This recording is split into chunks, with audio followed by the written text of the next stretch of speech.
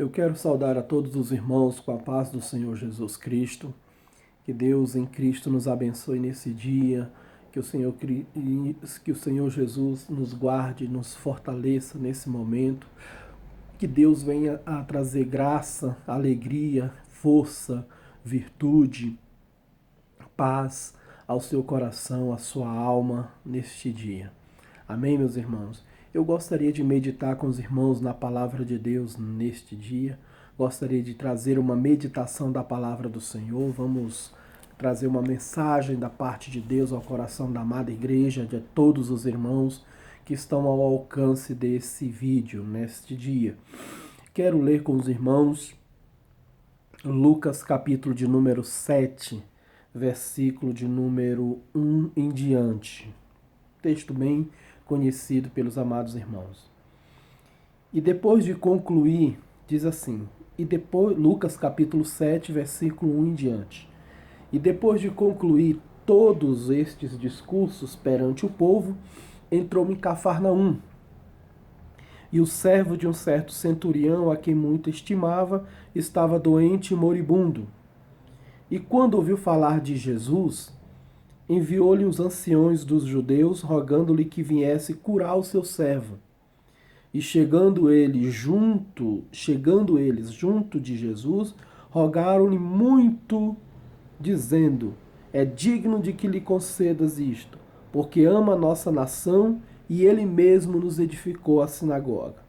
E foi Jesus com eles, mas, quando já estava perto de casa, enviou-lhe o centurião uns amigos, dizendo-lhe: Senhor, não te incomodes, porque não sou digno de que entres debaixo do meu telhado. E por isso nem ainda me julguei digno de ir ter contigo. Dize, porém, uma palavra, e o meu criado sarará. Porque também eu sou homem sujeito à autoridade, e tenho soldados sob o meu poder, e digo a este vai, e ele vai, e outro vem, e ele vem. E ao meu servo faze isto, e ele o faz. E ouvindo isto, Jesus maravilhou-se dele, e voltando-se, disse à multidão que o seguia: digo-vos que nem ainda em Israel tenho achado tanta fé. E voltando para casa os que foram enviados, acharam são o servo enfermo. Amém? Meus irmãos, de vez em quando a Bíblia Sagrada nos apresenta alguns personagens que eles não são crentes. Não andam com Jesus. Mas mesmo assim, esses personagens, eles se destacam devido às suas atitudes.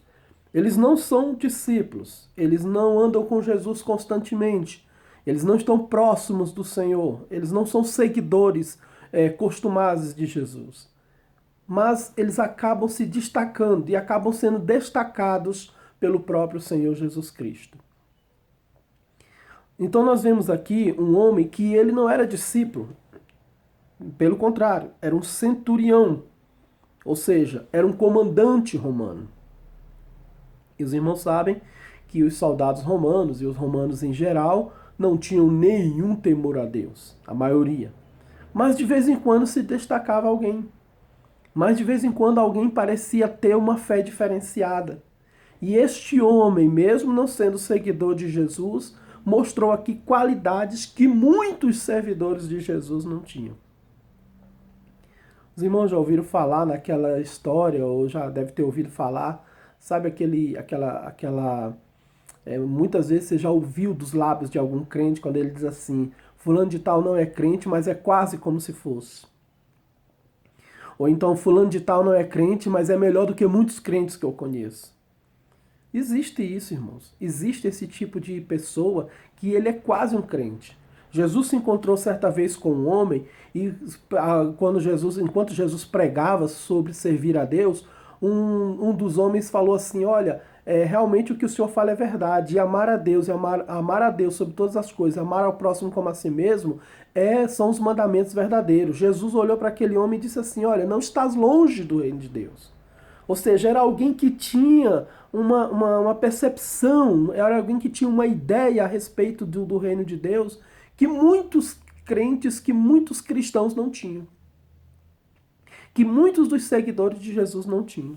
Então esse homem aqui, esse centurião aqui, ele tinha isso. Sabe o que aqui nos faz lembrar, irmãos? Faz nos lembrar de Raabe. Os irmãos lembram que quando Josué entrou, mandou os espias, eles entraram em Jericó, e eles foram para a casa de uma mulher, entraram na casa de uma mulher que a Bíblia denomina como uma meretriz, e entraram na casa daquela mulher, Raabe, e ela escondeu os soldados, os espias de Josué, porque os homens de Jericó descobriram que eles estavam lá. E ela escondeu eles. E depois que escondeu eles, eles ficaram muito agradecidos e quiseram saber o que é que ela queria, por que é que ela tinha feito aquilo. E ela disse, olha, eu reconheço, eu sei que o Deus de Israel, eu sei que o Deus de vocês vai dar essa terra para vocês. Vai dar toda essa terra é de vocês. E o Deus de Israel vai dar a vocês. E aí eles ficaram abismados com que ela disse, olha, eu creio que o Deus de vocês vai dar a nossa terra para vocês. E eu só quero que vocês poupem a minha família. Aquela mulher chamada Raabe não era seguidora de Jeová. Não tinha saído do Egito, não tinha visto os milagres que tinham sido feitos no Egito. Mas mesmo assim, ela teve uma fé que nem os israelitas tiveram. Os israelitas, na verdade, a maioria deles duvidavam que Deus poderia dar aquela terra para eles. E aquela mulher, sem ver um sinal de Deus, só de ouvir falar do Senhor, das grandezas de Deus, já disse para os espias, olha, eu sei que o Deus de vocês vos dará essa terra em herança. Então, irmãos, muitas vezes a pessoa ela não é seguidor. Muitas vezes ela não é um seguidor costumeiro de Jesus. Muitas vezes ela não está na fé, mas ela possui alguma coisa, ela possui uma fé, a ela é dada uma fé, a ela é concedido uma percepção, uma visão que faz ela se diferenciar até daqueles que seguem a Jesus. E este homem era um deles. E eu quero meditar com os irmãos nesse dia, neste momento, a respeito deste homem, desse centurião romano. Que características, o que é que esse centurião romano tem a nos ensinar, o que é que ele mostra de diferente na vida dele, que muitos não têm, às vezes até muitos cristãos não têm. Vamos ver? Em primeiro lugar, eu quero dizer aos irmãos que esse centurião possui uma característica que muita gente não tem, inclusive muitos de nós. Esse era um homem misericordioso. Veja o que diz o versículo 2. E o servo de um certo centurião, a quem muito estimava, estava doente e moribundo. Começa daqui. Esse homem mandou pessoas ir atrás de Jesus em busca de um milagre, não para ele, não para a filha dele, não para a esposa dele, não para um parente dele, mas por um servo. O que é um servo, irmão? Naquela época, um empregado, um servo, era assim, se ficava doente ou se não prestava mais, jogava fora. Matava ou jogava na rua. Ele não tinha necessidade nenhuma de cuidar daquele homem. Para que ele ia cuidar de um servo? Por que ele estimava tanto um servo? Por que ele tinha tanto respeito? Por que ele tinha tanta consideração por um servo? Era um servo. Servo naquela época, o escravo naquela época, como em todas as épocas, né? Um escravo é alguém descartável. Mas aí a Bíblia diz que aquele homem estimava tanto esse servo, e quando este servo ficou doente, aquele homem mandou alguém ir atrás de Jesus, mandou seus homens, mandou seus criados em busca de Jesus. Para quê? Para que Jesus pudesse operar um milagre na vida daquele homem, na vida daquele servo. Aqui eu vejo alguém misericordioso, alguém que se importa com o seu próximo, alguém que se importa com alguém que está próximo dele. Não era uma pessoa... Aquele servo, irmãos, ele não ia dar nada em troca para aquele senhor, nada assim de importante. Como eu disse aos irmãos, servo, escravo era alguém descartável. O que aquele escravo podia dar para aquele senhor? Ele podia descartar ele e colocar outro no lugar dele. O que ele fazia, o outro podia fazer também. Mas ele tinha muita estima por ele. Ele tinha uma afeição, tinha um carinho especial por aquele servo. E ele não podia deixar aquele servo ficar ali doente e morrer. Então, irmãos, este homem, este centurião, ele mostra o seu lado misericordioso. Apesar de ser um centurião, apesar de ser um soldado romano, um comandante romano, acostumado a guerras, batalhas e matar pessoas, naquele momento ele usou de grande misericórdia com aquele servo. A Bíblia diz, o Senhor Jesus Cristo, ele nos ensina na sua palavra sobre o valor da misericórdia. Eu acho interessante quando Jesus diz em Mateus capítulo 5 e o versículo de número 7, bem-aventurados os misericordiosos, porque eles alcançarão misericórdia. Quem é misericordioso alcança misericórdia. Agora, ser misericordioso e ser bom, é o que Jesus diz, ser bom para quem é bom para nós não é nenhuma novidade. Não é nada demais, porque nós só estamos retribuindo o favor. Agora, Jesus diz que nós devemos ser misericordiosos, devemos ser bom com aqueles que não têm nada para nos retribuir. Então, irmãos, hoje nós vemos uma dificuldade muito grande nas pessoas serem misericordiosas. Nós vemos isso dentro e fora da igreja. Sabe, sempre houve essa situação, essa falta de misericórdia no meio do povo de Deus. Desde os tempos de Jesus.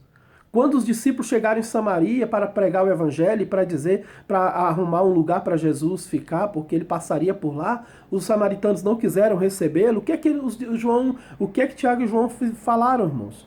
A Jesus, Senhor, diga para nós que o Senhor quer que a gente ore para que desça fogo do céu e consuma esse povo. Jesus diz, você não sabe de que espírito vocês são. O Filho do Homem não veio destruir, o Filho do Homem veio salvar. Então, quando os discípulos viram alguém pregando o evangelho, mas que não andava com o grupo deles, logo eles lhe proibiram, que não queriam que aquela pessoa pregasse o evangelho. Não tinha misericórdia daquela pessoa. Eles achavam que eles eram o grupo exclusivo de Jesus. Então, meus irmãos, falta muita misericórdia, muitas vezes falta misericórdia no meio do povo de Deus. Esse homem, eu quero fazer um contraste entre as atitudes desse homem e muitas atitudes que nós vemos na igreja do Senhor. Muitas atitudes que nós vemos no meio do povo de Deus. Então esse homem aqui, ele foi misericordioso para com seu servo. Ele foi misericordioso com aquele que necessitava dele. Quando um irmão cai em pecado, quando uma pessoa se desvia, quando um casal se divorcia, quando uma pessoa está passando por um momento difícil, quando um filho se desvia, o filho de alguém se desvia, quando uma pessoa está passando por algum momento complicado na sua vida, irmãos, a nossa primeira atitude é ter misericórdia e compaixão dessa pessoa. Porque o nosso Deus é misericordioso e compassivo todos os dias conosco. O que a Bíblia diz? Que as misericórdias do Senhor são a causa de nós não sermos consumidos, porque elas se renovam a cada manhã. Todos os dias Deus tem misericórdia de nós, porque todos os dias nós precisamos da misericórdia dele. Todos os dias nós pecamos contra ele. Todos os dias nós aborrecemos ele. Todos os dias nós fazemos coisa errada contra ele. E ele sempre tem sido misericordioso para conosco. É muito importante que nós, como crentes, desenvolvamos a misericórdia para com os nossos irmãos mais fracos, para com aqueles que estão vacilando na fé, para com aqueles que têm os seus defeitos. Às vezes você é um crente mais amadurecido, você é um crente mais forte, você é um crente mais firme na presença de Deus. Então, quando você vê um crente mais fraco, quando você vê um crente mais frágil, quando você vê um crente mais, a Bíblia chama de débil na fé, nós devemos ter misericórdia dele, porque Paulo disse, para o Senhor ele está de pé.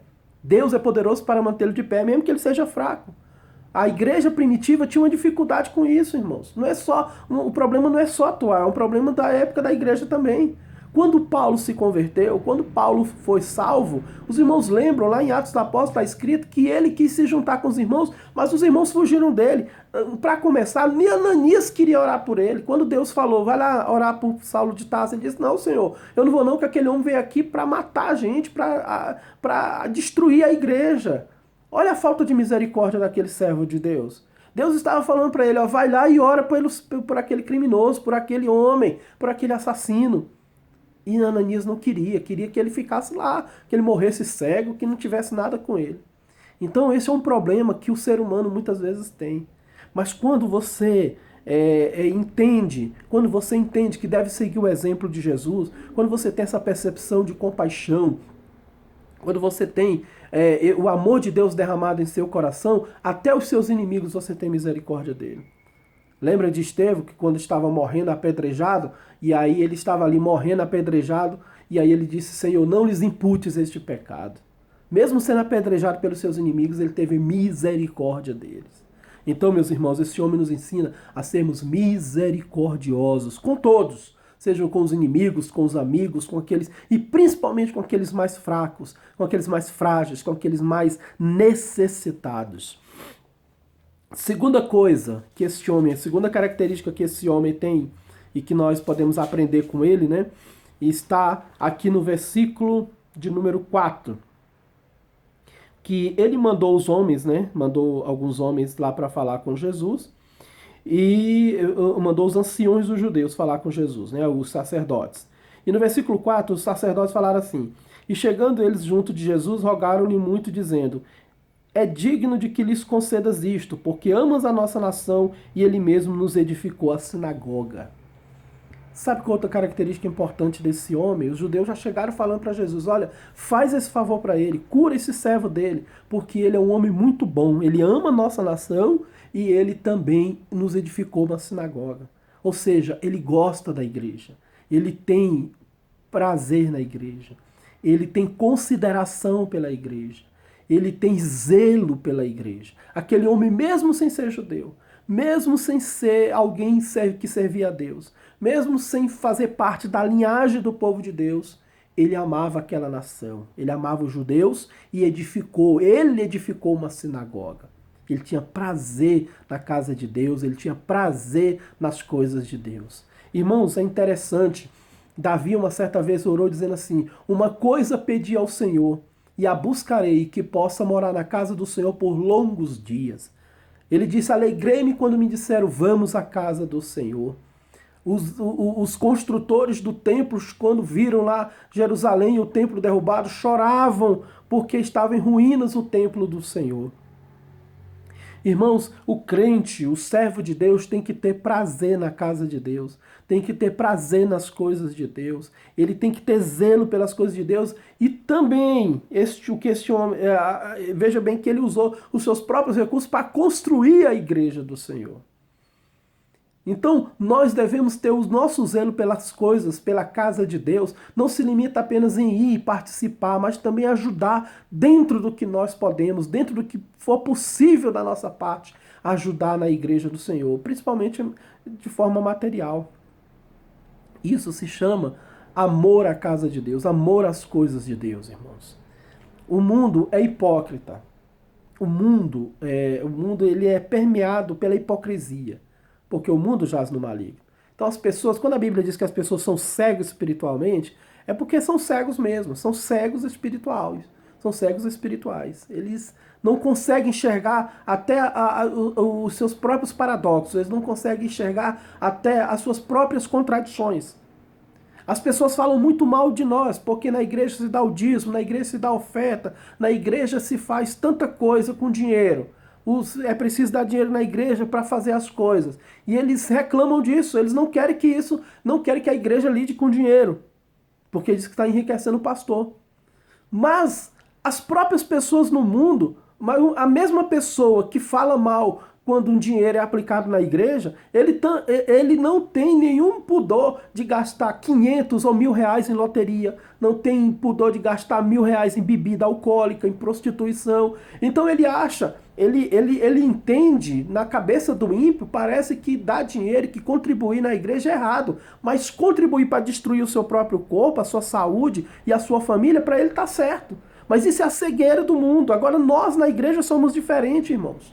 Quando você faz parte de uma igreja que tem uma liderança honesta, quando você faz parte de uma igreja que tem responsabilidade com o seu dinheiro, que investe na obra de Deus, que tem o seu coração voltado para a obra de Deus, que não tem nenhuma usura, que não tem nenhuma avareza, que quer apenas ver o reino de Deus crescer e que todo o dinheiro na igreja é investido para a obra de Deus, você tem prazer em contribuir.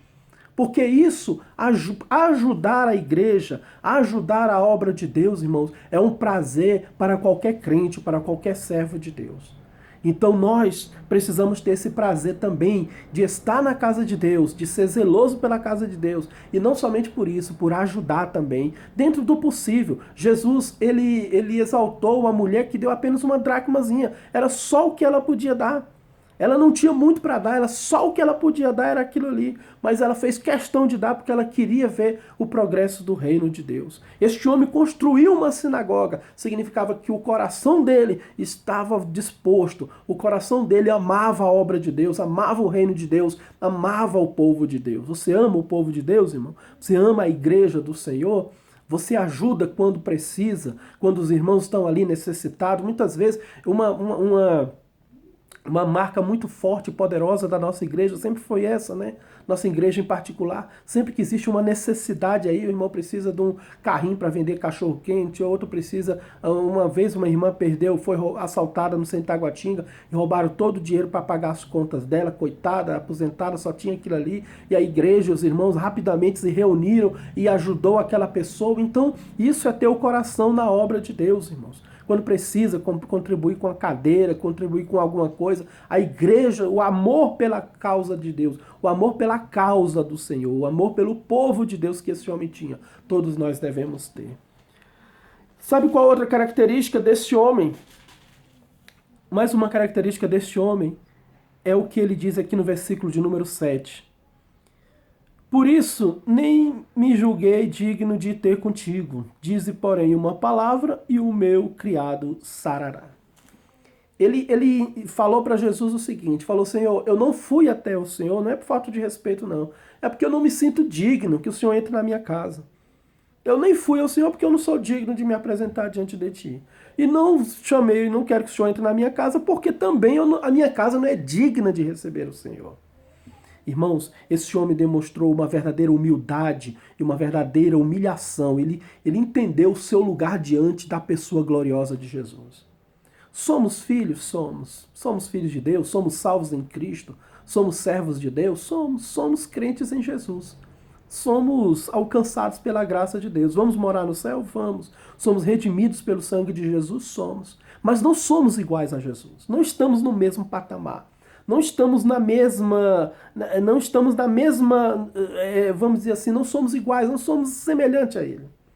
Não estamos no mesmo nível de Jesus. Nunca podemos nos esquecer que somos apenas servos e nada mais. Simplesmente servos e nada mais. Somos servos do Senhor. Devemos saber o nosso lugar. Não somos dignos. Não somos dignos de nos apresentar diante do Senhor. Quando a gente dobra o joelho, a gente diz, Senhor, tem misericórdia de mim, perdoa meus pecados e me aceita diante de Ti.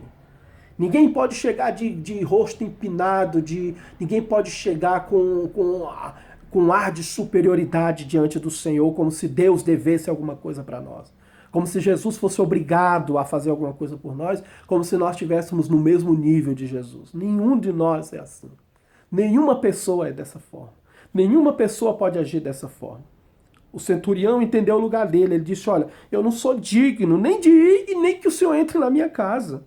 Eu não tenho essa santidade, eu não tenho essa capacidade. O Senhor é muito maior do que eu. Irmãos, Jesus é muito maior, Jesus é grande, é glorioso, Jesus é poderoso, é santo, Ele é perfeito. Só essa palavra, perfeito, já deveria nos levar à humilhação diante dele.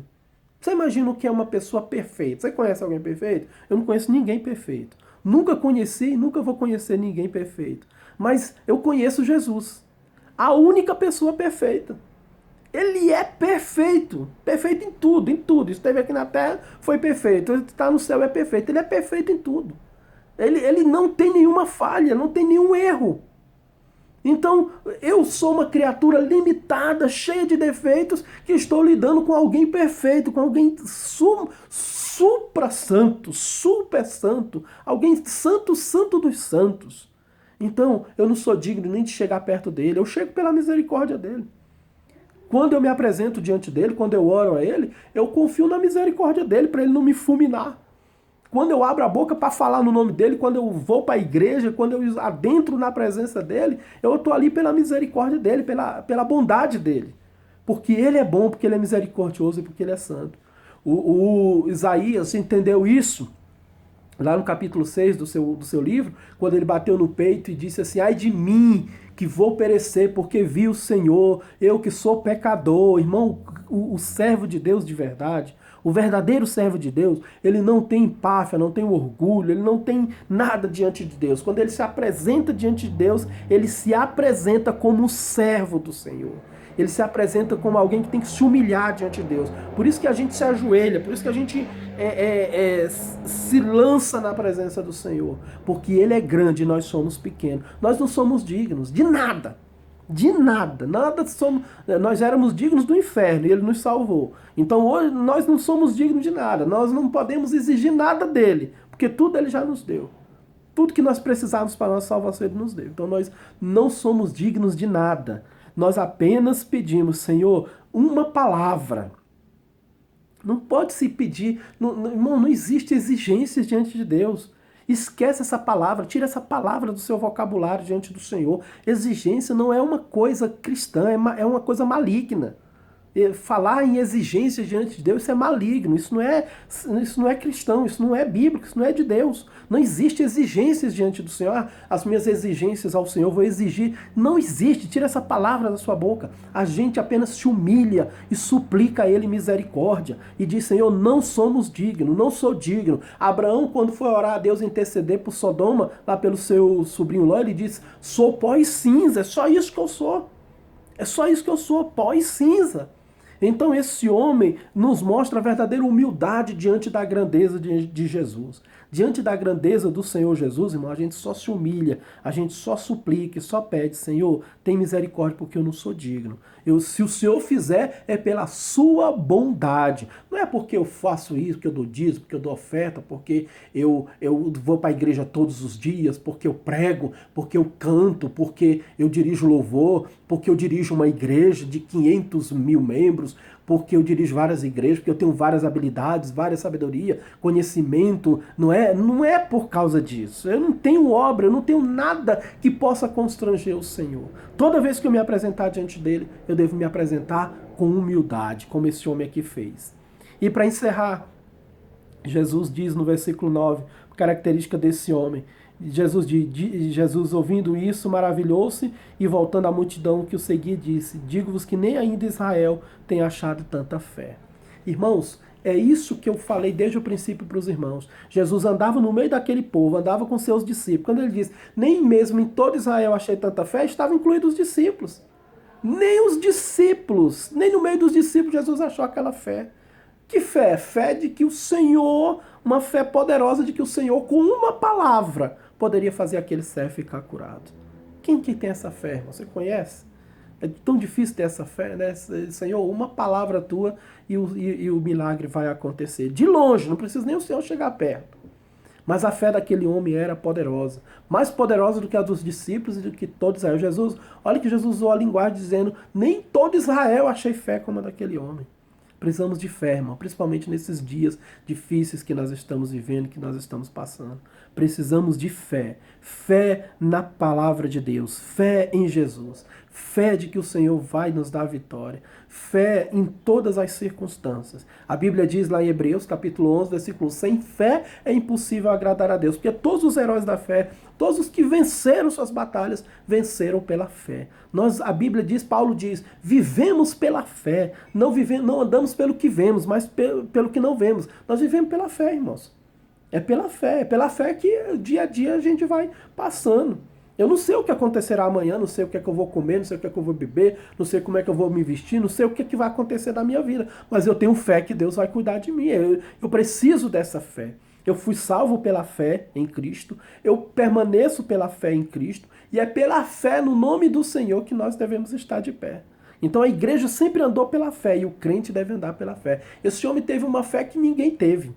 Esse homem demonstrou uma confiança em Jesus que muita gente não teve, e Jesus deu testemunho disso. Olha, nem em todo Israel eu vi fé igual a essa. Pedro não tem, Tiago não tem, João não tem. Eu não vi fé nesses homens, mas nesse aqui eu vi. Então uma confiança plena no poder de Jesus. Uma confiança plena de que Jesus poderia fazer uma grande obra, um grande milagre. Amém, meus irmãos? Então creia nisso, vamos ter essas atitudes desse homem. Ele não era crente, mas ele teve atitudes que envergonham muitos crentes. ele teve atitudes, ele tinha características que muitos crentes precisam. Muito crente precisa ser misericordioso, precisa amar a igreja, precisa ser humilde, precisa se humilhar na presença de Deus e precisa ter fé no poder de Deus. Muitos precisam disso. Muitas vezes essas características faltam em nós, mas o Senhor é bom para nos abençoar. O Senhor é bom para nos dar essas características e nos dá também esses pensamentos, nos dá também essas marcas que esse homem, que esse centurião romano tinha. Amém, meus irmãos? Eu quero encerrar essa palavra nessa oportunidade e quero orar com os irmãos agora em nome de Jesus. Querido Deus e meu Pai que está no céu, nesse momento, diante da exposição da Tua palavra, eu te suplico que o Senhor abençoe poderosamente cada um que ouviu agora. Senhor Jesus, este homem mostra para nós uma fé poderosa.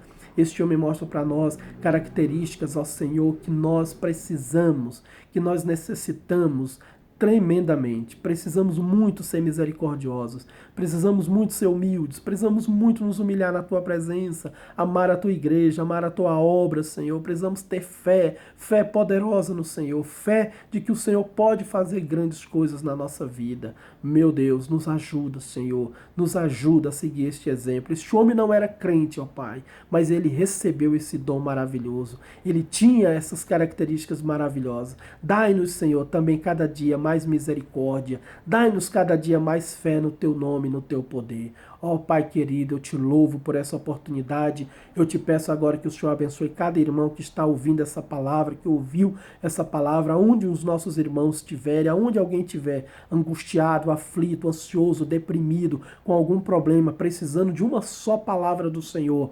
Vai, Senhor, dá a Tua ordem, Senhor, dá a Tua ordem e faz o milagre, opera o milagre na vida do Teu servo, seja no hospital, seja em casa, onde estiver, Senhor, que o Teu milagre, que a Tua mão poderosa possa abençoar os Teus filhos agora e a Tua igreja, em nome de Jesus. Amém. Deus abençoe os irmãos, em nome de Jesus.